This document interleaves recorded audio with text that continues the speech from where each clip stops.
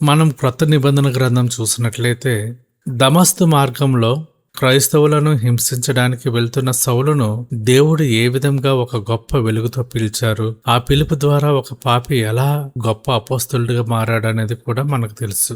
దమస్కు మార్గంలో సౌలు క్రైస్తవులను హింసించేవాడు. వారిని బంధించి యెరూషలేంకు తీసుకురావాలనే క్రూరమైన పట్టుదలతో దమస్కు పట్టణానికి వెళ్తున్నాడు. ఆయన హృదయం ద్వేషంతో నిండిపోయింది. కానీ దేవుని ప్రణాళిక వేరుగా ఉంది.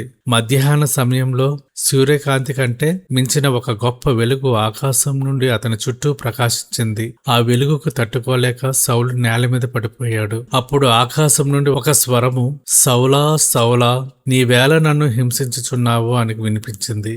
సౌలు భయముతో వణికిపోతూ, ప్రభువా నీవెవడని అడిగినప్పుడు, నీవు హింసించుచున్న యేసును నేనే అని ప్రభువు ప్రత్యుత్తరమిచ్చారు.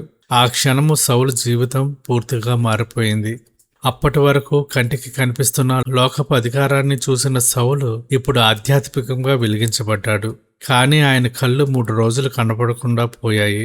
దేవుడు అననీయ అనే శిష్యుడిని పంపి సౌలు మీద చేతులు ఉంచి ప్రార్థన చేయించినప్పుడు అతని కళ్ళ నుండి పొలుసుల వంటివి రాలిపోయి అద్భుతంగా చూపు వచ్చింది. హింసకుడైన సౌలు క్రీస్తు కొరకు ప్రాణాలు అర్పించే అపోస్తలుడైన పౌలుగా మారాడు. ఇది దేవుని పిలుపు వల్ల కలిగిన ఒక గొప్ప అద్భుత మార్పు. ఈ పిలుపు వల్ల క్రైస్తవ సంఘ చరిత్రలోనే అత్యధిక అద్భుతమైనది. పౌలు అన్యజనులకు అపోస్తలుడిగా పిలువబడ్డాడు. ఆయన అనేక దేశాలు ప్రయాణించి సువార్త ప్రకటించాడు. అనేక సంఘాలను స్థాపించాడు. కొత్త నిబంధనలోని 13 పత్రికలను పౌలు ద్వారానే దేవుడు రాయించాడు. మనం నేడు చదువుతున్న అనేక ఆత్మీయ సత్యాలు పౌలుకు దేవుడు అనుగ్రహించిన ప్రత్యక్షతలే.